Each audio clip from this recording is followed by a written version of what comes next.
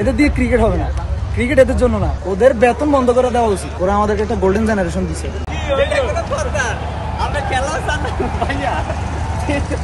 কি নিশ্চিত হার দেখে চলে যাচ্ছেন?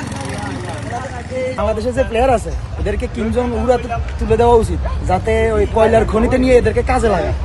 এদের দিয়ে ক্রিকেট হবে না, ক্রিকেট এদের জন্য না।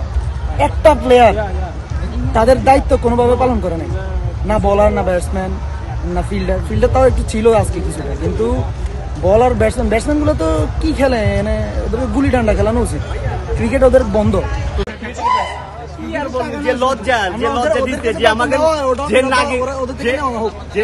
বন্ধ করে ওদেরকে কয়লার খনিতে কাজে লাগানো হোক। আমাদের 500-1000 টাকার টিকিট দিয়ে কিছু হবে না, ওদেরকে ওদের বেতন বন্ধ করে দেওয়া উচিত। শুধু শুধু টাকাটা ইনভেস্ট হইতেছে ক্রিকেটে, ক্রিকেটে কিছু হবে না বাংলাদেশে। এতগুলা বছর, এতগুলা প্লেয়ার, এরপরে ওদের কোনো শিক্ষা নাই। একটা উইকেট পড়লে এর সিরিয়ালে পিছে পিছে 5 জন হাঁটা শুরু করে।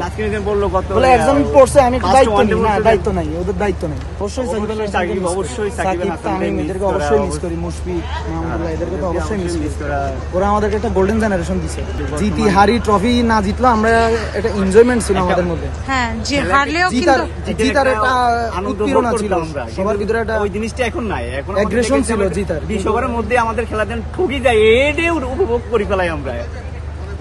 32 ওভার শেষ, আমরা চলে আসছি, বুঝলেন? এখনো হাতে পাক্কা, এখনো 18 ওভার। এই খেলকে আমরা চলে আসছি, বুঝতে হবে যে নিশ্চিত আমরা হার।